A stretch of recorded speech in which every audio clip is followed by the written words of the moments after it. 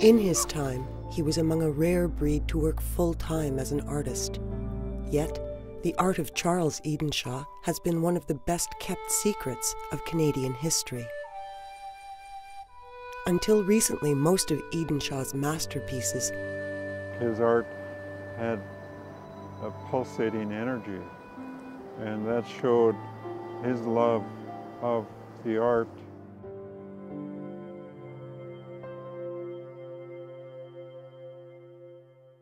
He had such a command of the design that he could do anything at will within a certain space.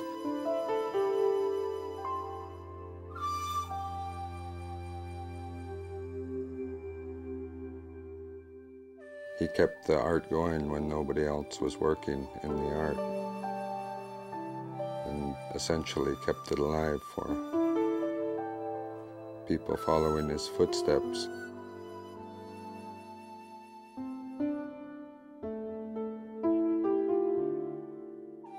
It's really amazing that this is in such pristine condition, really. It's been made over 100 years ago. And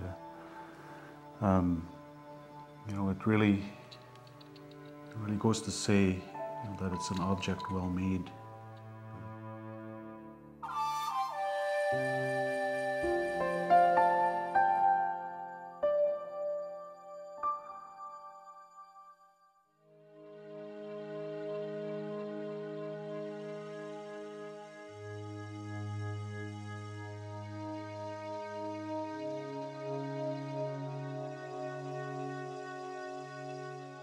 I tried to imagine what Charles and his generation went through to witness their loved ones dying at an amazing rate that was actually faster than people were being born. You think about it, and you live through all that, survive through all the diseases. It wasn't just smallpox, there was influenza, and common cold, TB, all these things. And you could actually see that during smallpox in the old days, like my grandfather, Chinny Jeffrey White, he said that the old folks told him when he was a kid that it used to be so thick in the air that they could actually see it. It was like a blue haze.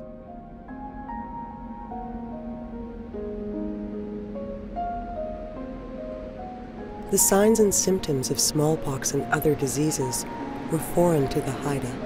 Their medicines were powerless against the evil incursion of the deadly blue haze. Other nations, like the neighboring Tsimshian and the Salish, were also deeply affected by the epidemics. It was one of the darkest periods in Aboriginal history. Nani's father lived at a time that was very crucial in our survival. He lived in a time where the population of the Haida Nation dwindled down to just a fraction of its original population at contact. The horror that you'd see because of thousands of Haidas around, and all of a sudden they're all being wiped out through the next few years. And it's like, whoa, you know, whole villages gone, whole families, whole friends, all this, you know, and it's like, and then so Chinny Charlie being a carver, he was one of the survivors, and also, he was also a surviving carver. There weren't too many of them. And so these fellas got together and started carving history again.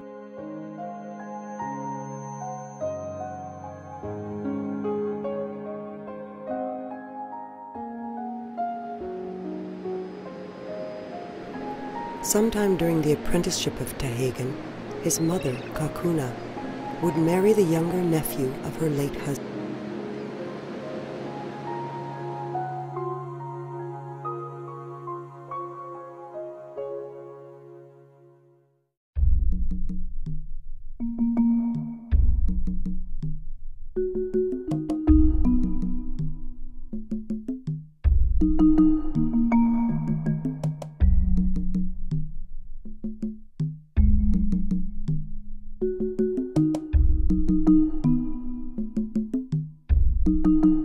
once I started understanding the dancing and the culture, it allowed my art to grow, because then it became ceremonial. When I did a headpiece, I made sure it fit so that I can use it for dancing.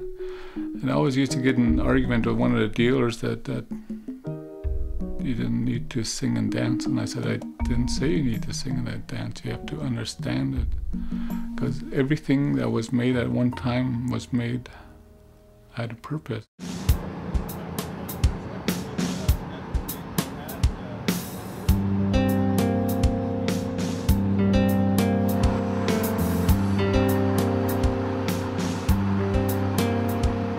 There was 26 of us, and we were traveling together from Skidegate. We traveled to Sanspit on a little ferry and caught the plane out from Sanspit to Vancouver.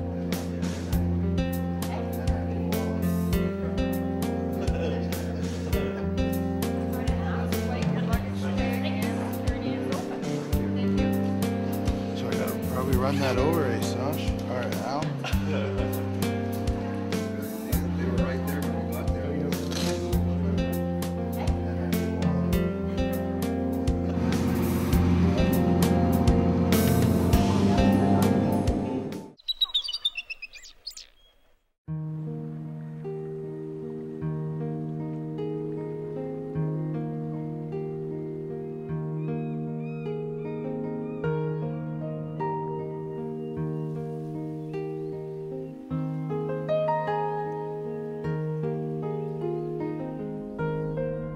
As it turns out, Haida culture and history, song and ceremony, language and the land are all inextricably linked to art.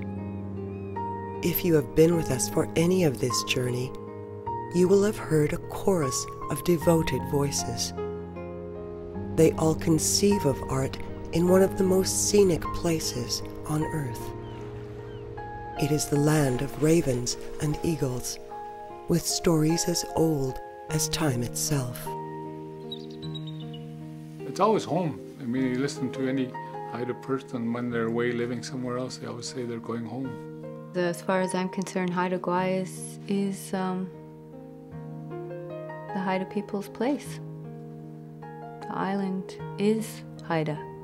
Well, I always be connected. The connection will never be broken with any Haida. And it's home, it will always be home. We get our wood here. This is the roots. This is where it comes from. I feel so great to work my projects at home. Haida Gwaii, the roots, all that feeling. The weather, the psyche that we grow up with, the psyche that formed our ancestors, the psyche that forms us today. It's all still there. It's all coursing through our veins, you know, and the vibration. We start carving our pieces, it just feels so natural.